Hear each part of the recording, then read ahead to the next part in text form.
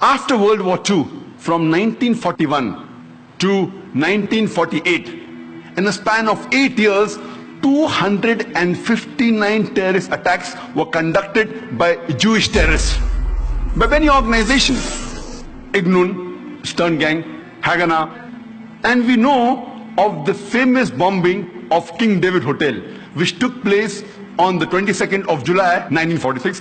They were conducted by Ignun under the leadership of Naik, in which 91 innocent people were killed, out of which 28 were British, 41 were Arabs, 17 Jews and 5 others. The Ignun group, they dressed up as Arabs to show as though Muslims did the bombing.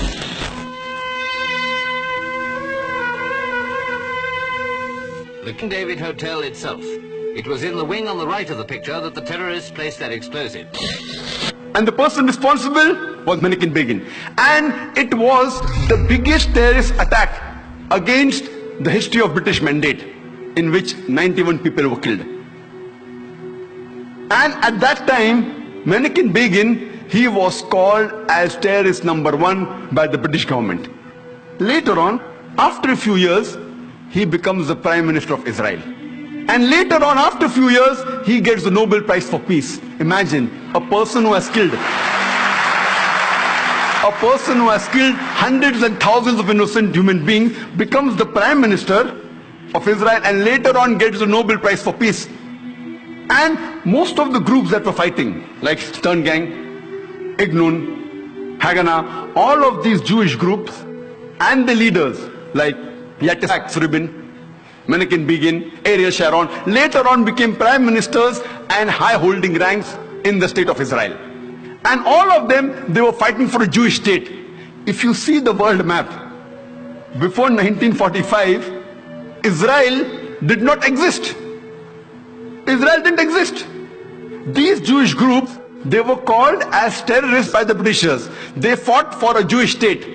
Later on, with power, they grabbed the land and they kicked the Palestinians out. And now these same people are calling the same Palestinians who are fighting for a more just cause, for getting the land back. And they are labeled today as terrorists by the Israelis. Imagine, Hitler incinerated 6 million Jews. He kicks the Jewish community out. Why should they come to Palestine? The Palestinians, they welcome the cousins with open hands. If they should take a land, they should go back to Germany. They should go back to Europe. Imagine the Palestinians, they welcome the cousins. Imagine, suppose a visitor comes to your house. Being a stranger, you welcome him in your house.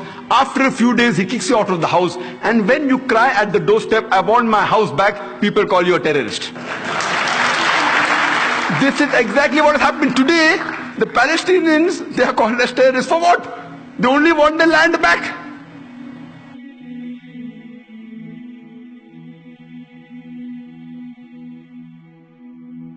So I feel that people like Donald Trump, they prove the Quran right. Allah says in Surah Furqan chapter number 25 that there will be an enemy from Muhammad Sallallahu Alaihi Wasallam. And since Muhammad Sallallahu Alaihi Wasallam, his message is going to be till eternity, there are bound to be critics and enemies of Islam and of Prophet Muhammad. So these people are proving the Quran right. Because in spite of all these things, Islam is spreading. Allah says in the Quran, in Surah Imran chapter 3 verse 54, Allah says, Makaru makarallah wallahu khairul makirin. They plan and plotted, Allah too plan. Allah is the best of planners. If you see after 9/11, the media war on Islam and throughout the world, normally people should think that now Islam should perish, na'uzubillah. They cannot. But we find that more people want to know what kind of religion is this. And we find that in USA alone, in a span of about 9 months after 9/11, 34,000 Americans accepted Islam. In Europe alone, in a span of 10 months after 9/11, more than 20,000 Europeans accepted Islam.